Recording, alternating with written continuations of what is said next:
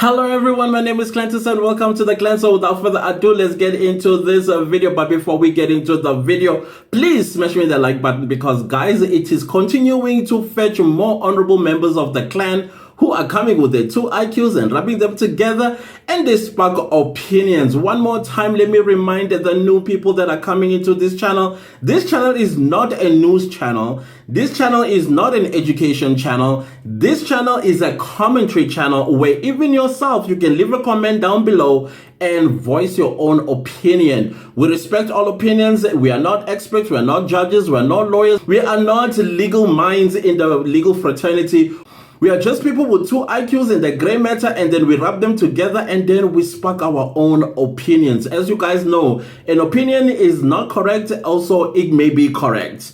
So it's just right there. Anyways, guys, let's go to the Johannesburg High Court sitting in Palm Ridge, where Mkhwanazi just heard his future. So Magistrate Kasim Musa has delivered his judgment regarding Mkhwanazi, who was found guilty for 6 counts of forcing himself on women, 6 counts of murder, and 6 counts of defeating the ends of justice, and 6 counts of stealing. It was quite surprising to see Mkhwanazi just standing there not crying like we've been seeing him during the trial while he was hearing his fate. As you would hear, that Mkhwanazi is found guilty for premeditated murder, and he says that he did not premeditate these murders. All that he did, he panicked because he feared going to jail, even though he does admit to the crimes that he had committed, but he says, no, I deny that I premeditated these murders. Unfortunately for him,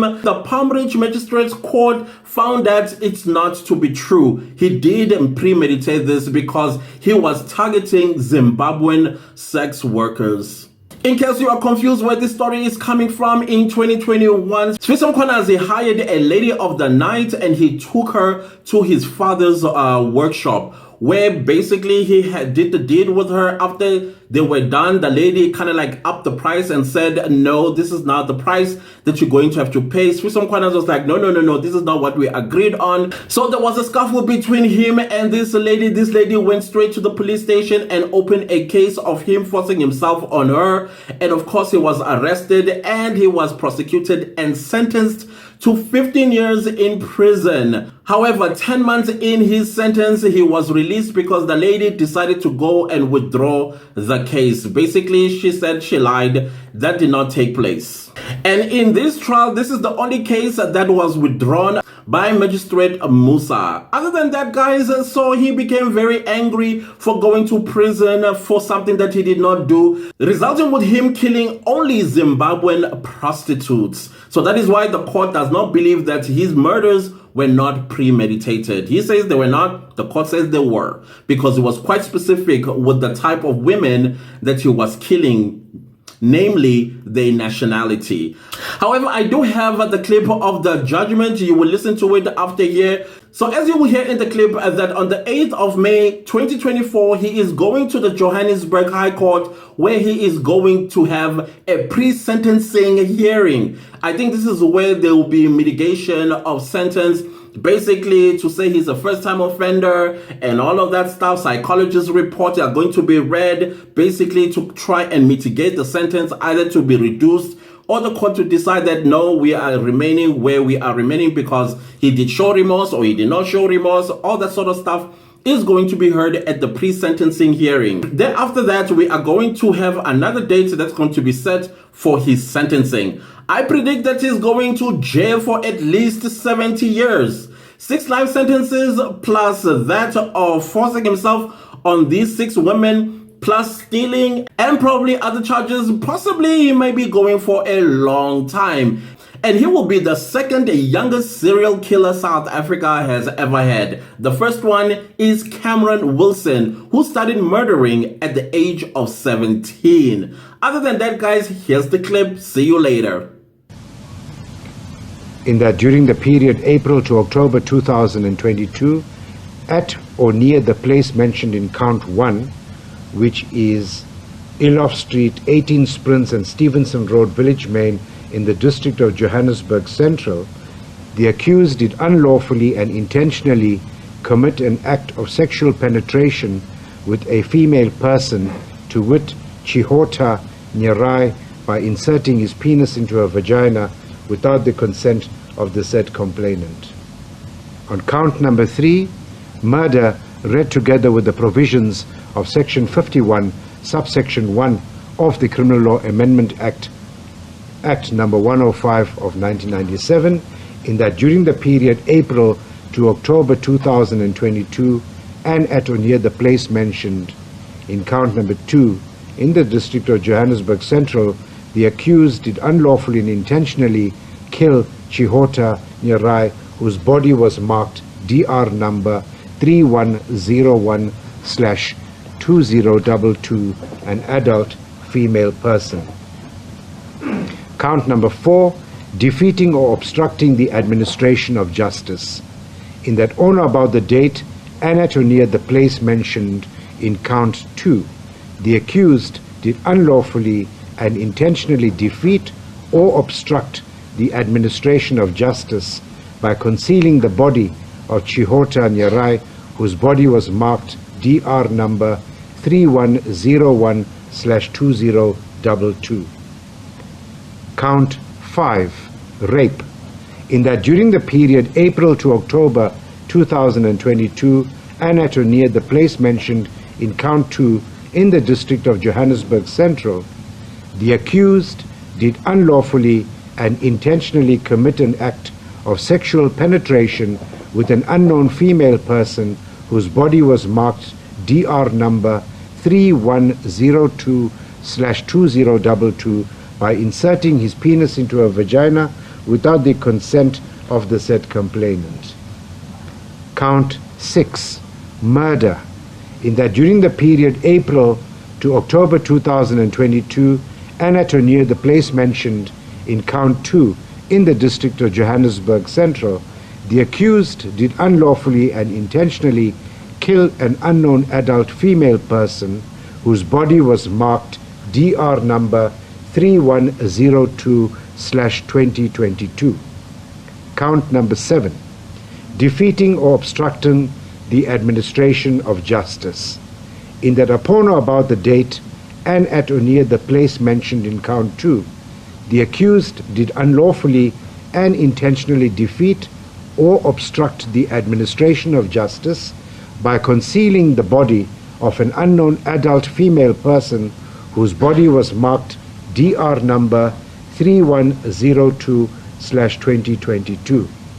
Count 8, rape, in that during the period April to October 2022 and at or near the place mentioned in count 2 in the district of Johannesburg Central, the accused did unlawfully and intentionally commit an act of sexual penetration with an unknown female person whose body was marked DR 3103/2022 by inserting his penis into her vagina without the consent of the said complainant.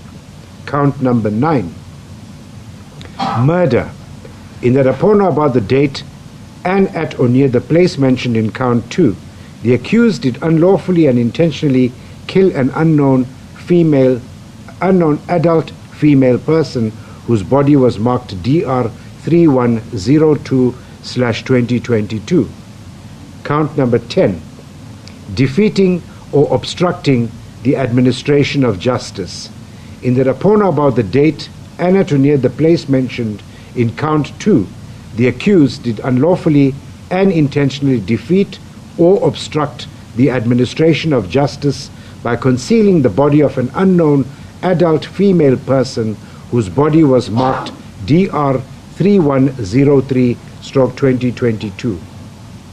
Count 11, rape, in that during the period April to October 2022 and at or near the place mentioned in count 2 in the district of Johannesburg Central, the accused did unlawfully and intentionally commit an act of sexual penetration with an adult unknown female person whose body was marked DR 3092/2022 by inserting his penis into her vagina without the consent of the said complainant. Count number 12, murder, in that upon or about the date and at or near the place mentioned in count 2, the accused did unlawfully and intentionally kill an adult female person whose body was marked DR 3092/2022. Count 13, defeating or obstructing the administration of justice, in that upon or about the date and at or near the place mentioned in count 2, the accused did unlawfully and intentionally defeat or obstruct the administration of justice by hiding the body of an adult female person whose body was marked DR 3092/2022. Count 14, rape, in that during October 2022 and at or near the place mentioned in count 2 in the district of Johannesburg Central, the accused did unlawfully and intentionally commit an act of sexual penetration with a female person, to wit, Joyce Moyo, whose body was marked DR 3096/2022 by inserting his penis into her vagina without the consent of the said complainant. Count 15, murder, in that upon or about the date and at or near the place mentioned in count 14, the accused did unlawfully and intentionally kill Joyce Moyo, whose body was marked DR 3096/2022, an adult female person. Count 16, defeating or obstructing the administration of justice, in that upon or about the date and at or near the place mentioned in count 14, the accused did unlawfully and intentionally defeat or obstruct the administration of justice by concealing the body of Joyce Moyo, whose body was marked DR 3096/2022. Count 17, rape, in that during the period of April to October 2022 and at or near the place mentioned in count 2 in the district of Johannesburg Central, the accused did unlawfully and intentionally commit an act of sexual penetration with a female person, to wit, Patricia Magaiza, whose body was marked DR 3097/2022 by inserting his penis into her vagina without the consent of the said complainant. Count 18, murder, in that upon or about the date and at or near the place mentioned in count 2, the accused did unlawfully and intentionally kill Patricia Magaiza, whose body was marked DR 3097/2022, an adult female person.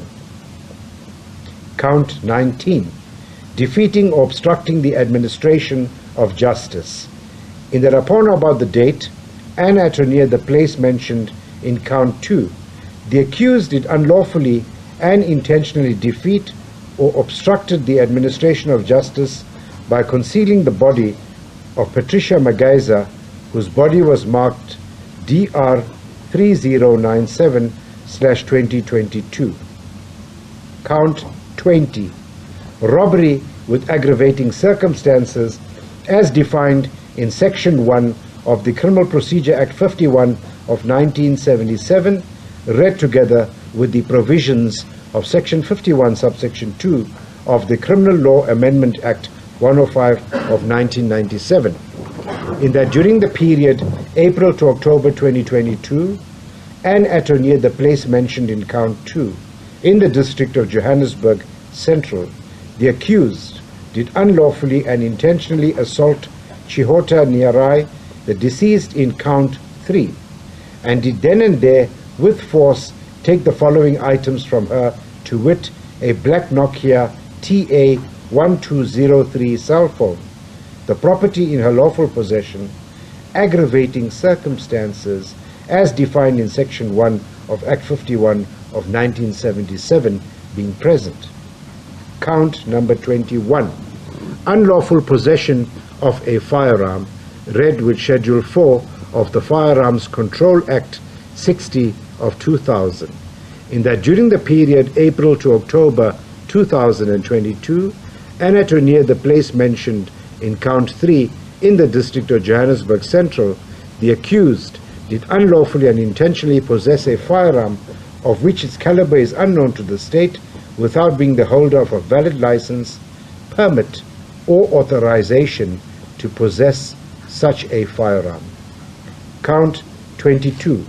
Unlawful possession of ammunition read together with Schedule 4 of the Firearms Control Act 60 of 2000, in that upon about the date and place mentioned in Count 3, the accused unlawfully and intentionally possessed ammunition, to wit, at least 1 by 9 millimeter bullet, without being in the lawful possession of a firearm capable of firing such ammunition, permit, or authorization to possess such a firearm.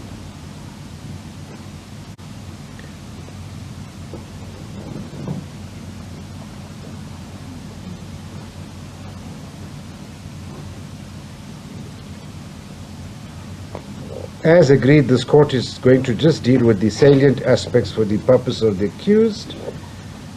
Our courts have followed the principles regarding premeditation as laid down in S versus Rath, 2009, Volume 2, SACR 46C at paragraph 16, and as approved in State versus Kekana, 2014, Zaska 158, delivered on the 1st of October 2014.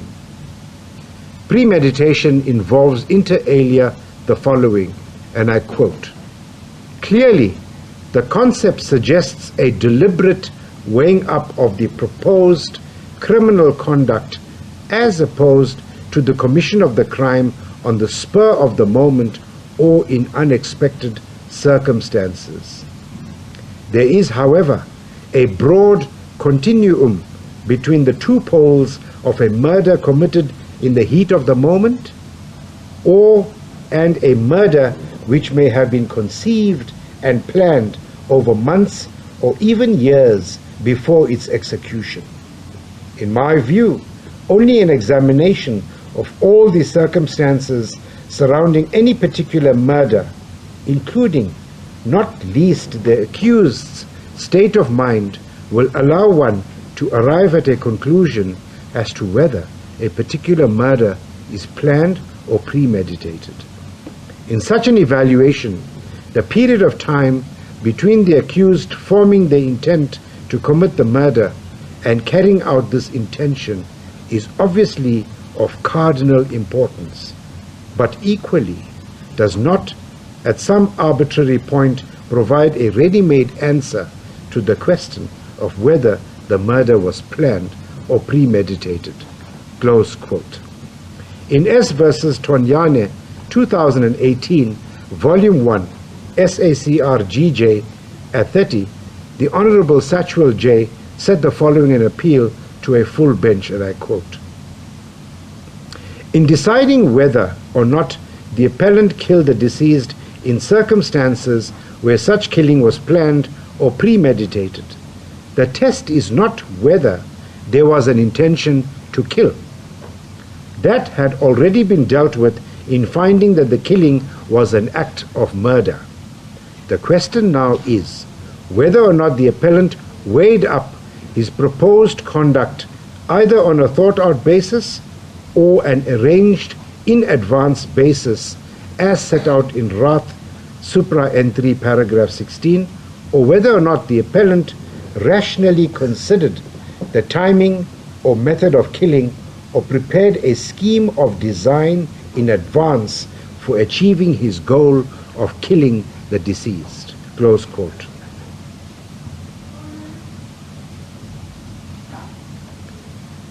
I have looked at the merits and demerits of this matter, coupled with the totality of the evidence before me, and accordingly reject the version of the accused as being false beyond reasonable doubt. I duly accept the evidence of the state witnesses. I further find that on a consideration of the totality of the evidence, the prosecution has discharged the onus to prove beyond reasonable doubt that the accused has committed the crimes as charged, save for the charge of robbery on count 20. On the other hand, the accused has failed to give an explanation of innocence which is reasonably possibly true, and his version is accordingly rejected as beyond false. In the circumstances, I reject the version of the accused as set out in the section 220 admissions as beyond false, and find that the accused had acted with premeditation, planning, and had formed an intention to kill the deceased. Further, having due regard to the totality of the evidence before this court and the necessary inferences that may be drawn therefrom, I find that the accused did unlawfully have sexual intercourse with all the deceased. I further find that the accused did unlawfully and intentionally defeat and or obstruct the course of justice by concealing the bodies of the deceased, and which acts defeated and or obstructed the administration of justice. The accused may rise.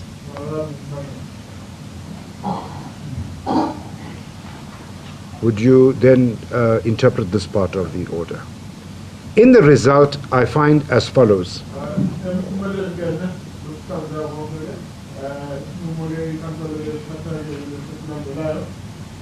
On count 2, I find the accused guilty of rape, read with the provisions of section 51, subsection 2 of Act 105 of 1997.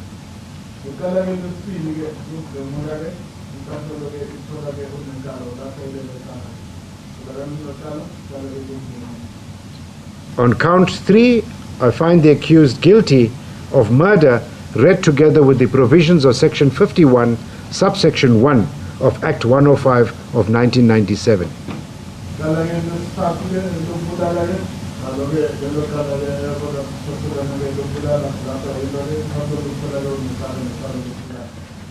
On count number 4, the accused is found guilty of defeating or obstructing the administration of justice.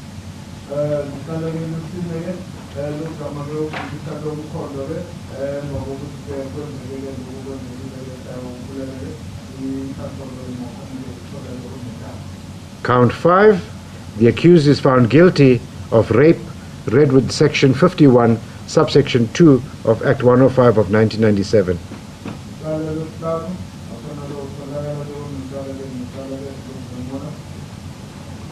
Count 6, the accused is found guilty of murder, read with section 51, subsection 1 of Act 105 of 1997.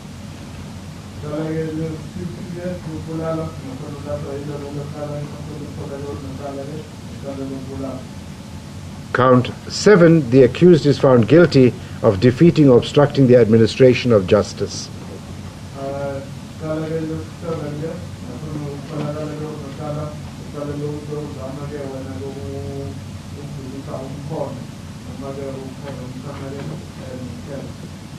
Count 8, the accused is found guilty of rape, read with section 51, subsection 2 of Act 105 of 1997.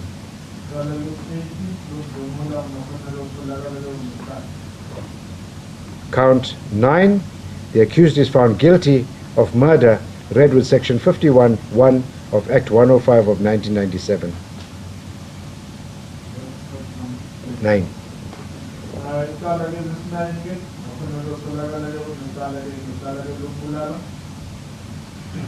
Count 10, the accused is found guilty of defeating or obstructing the administration of justice.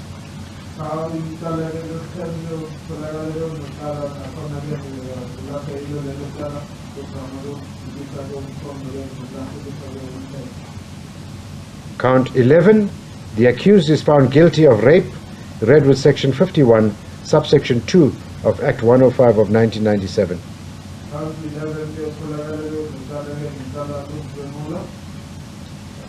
On count 12, the accused is found guilty of murder, read with section 51(1) of Act 105 of 1997.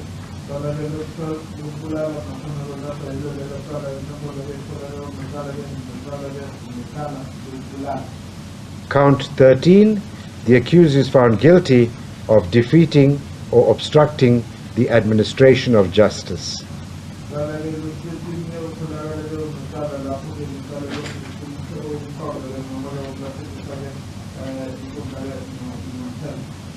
Count 14, the accused is found guilty of rape, read with section 51, subsection 2 of Act 105 of 1997.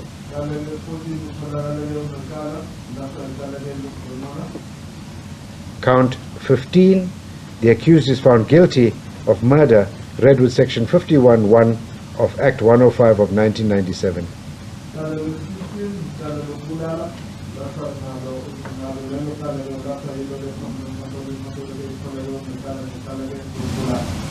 Count 16, the accused is found guilty of defeating or obstructing the administration of justice.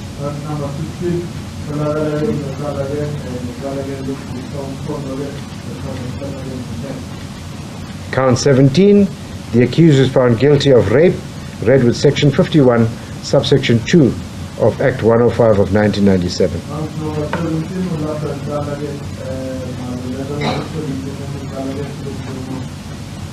Count 18, the accused is found guilty of murder, read with section 51(1) of Act 105 of 1997.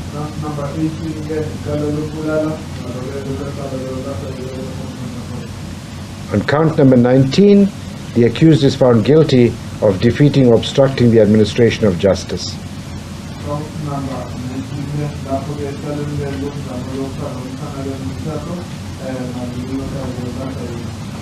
On count number 20, which is the charge of robbery with aggravating circumstances, the accused is convicted of the competent verdict on the charge of robbery.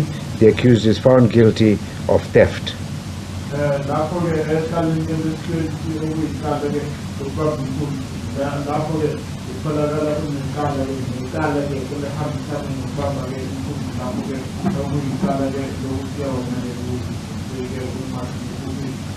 And accordingly it flows therefrom that he is found not guilty of robbery with aggravating circumstances, but guilty of theft.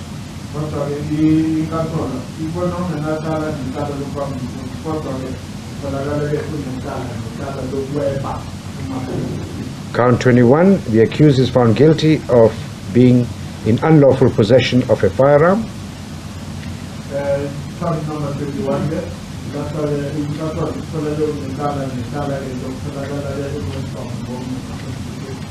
And on count number 22, the accused is found guilty of being in unlawful possession of ammunition.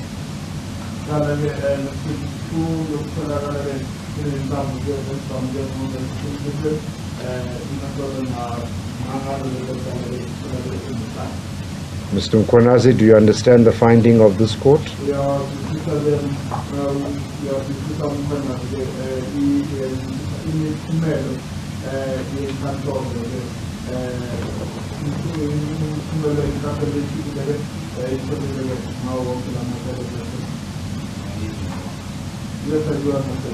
Thank you. You may take a seat.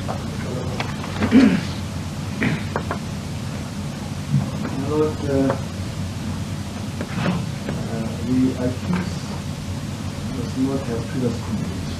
However, you misplaced the records, the execution, I put in the other part. But they are available, I know it's not very they will be handed on the next occasion. Good. My last statement is that the defense, I don't want to leave them without the defense. Yes. The defense will request the postponement for completion of officers' report. Yes. In the same line, the state will also request victim impact reports for the family of the deceased and traced. Some of these family cannot be paid, so we'll only be requesting the impact report on the deceased family that can be traced. Yes. While I have you on your feet,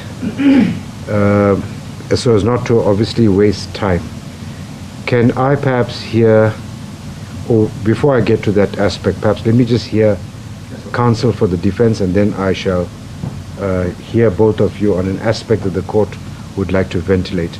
Yes, counsel? Our concern was that we will need a postponement for completion of the defendant's report.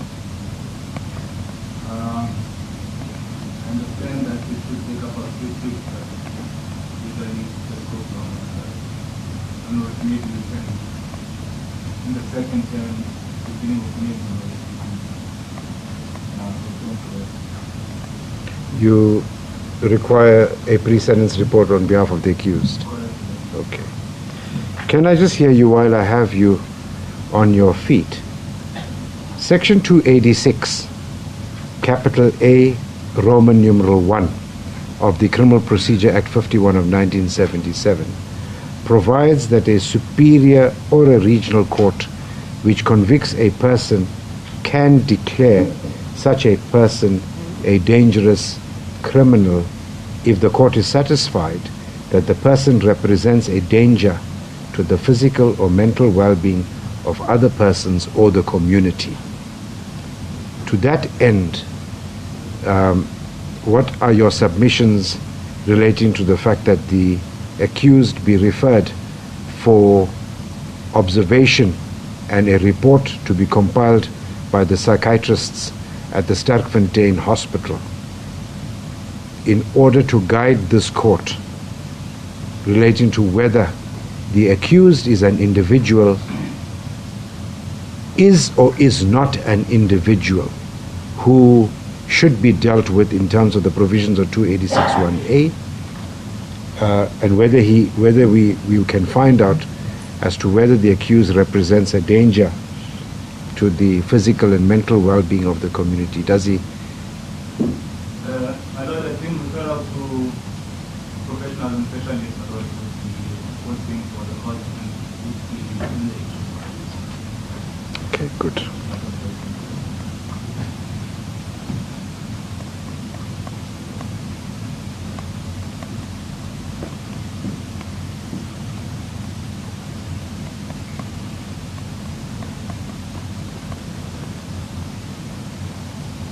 Yes, and in order to be able to make such a declaration, is it correct that the accused must be subjected to an observation and a report must be completed?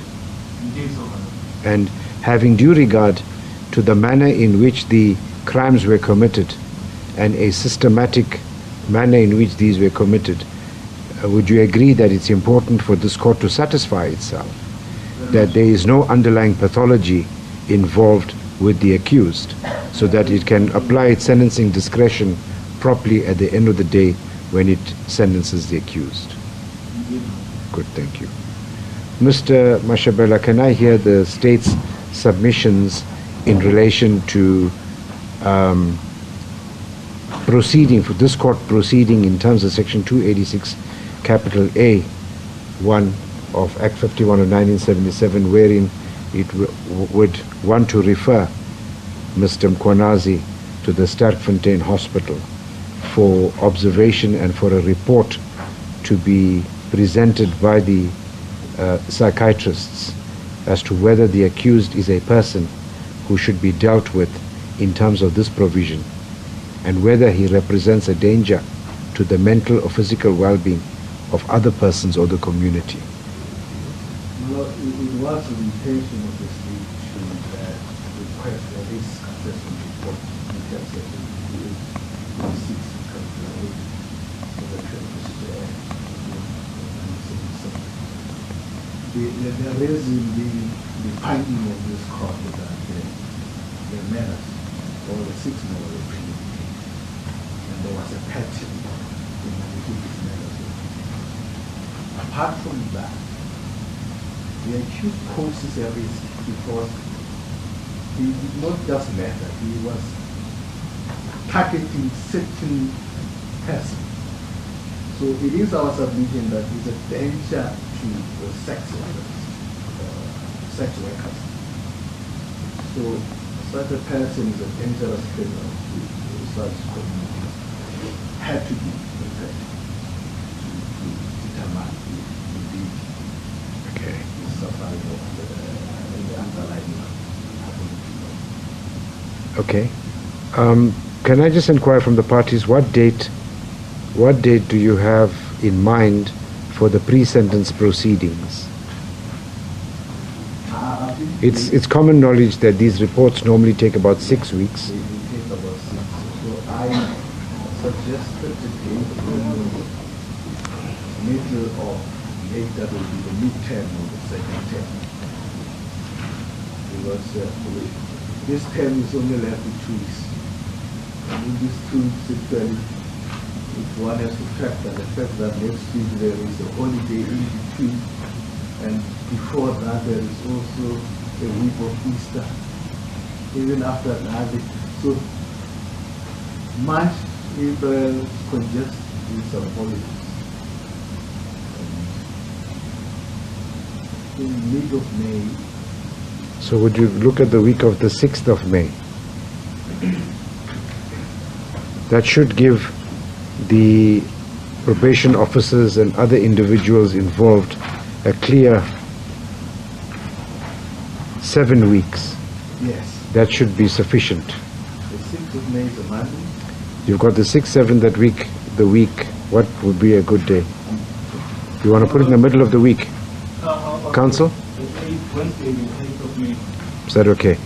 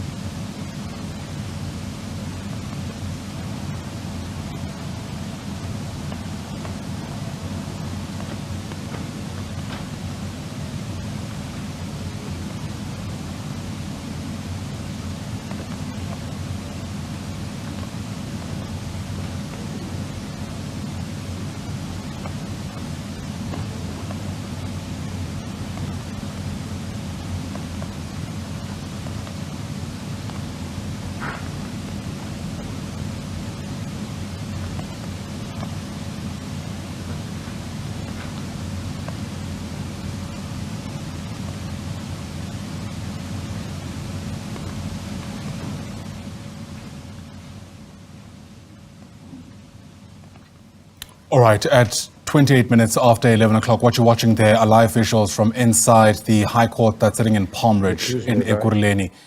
There's deliberations about pre-sentencing proceedings and the date thereof. Let's take you back and listen in.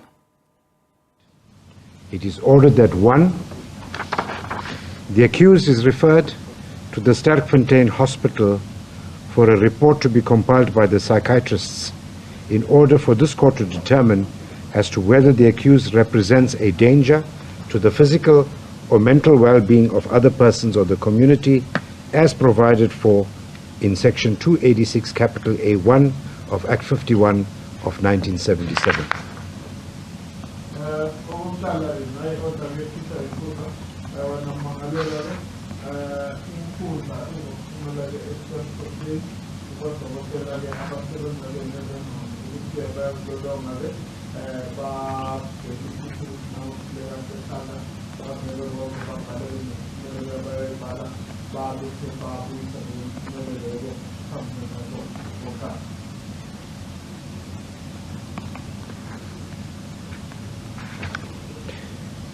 This matter is now postponed back to the High Court of South Africa, Gauteng Division, Johannesburg, sitting here the Magistrates Court, Palm Ridge, DC 13, to Wednesday, the 8th day of May 2024 at 09 hours 30 or soon thereafter, as the matter shall be heard for pre-sentence proceedings. You are in custody. You shall remain in custody until then.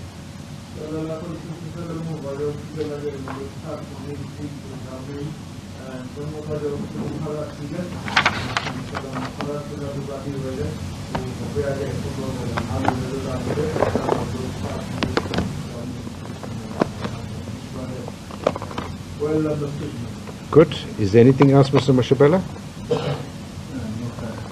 Counsel, is there anything else? Thank you. Then the court is going to take a short adjournment in order to allow members of the media to be able to remove their equipment. Good. The court's going to take a short adjournment. Thank you.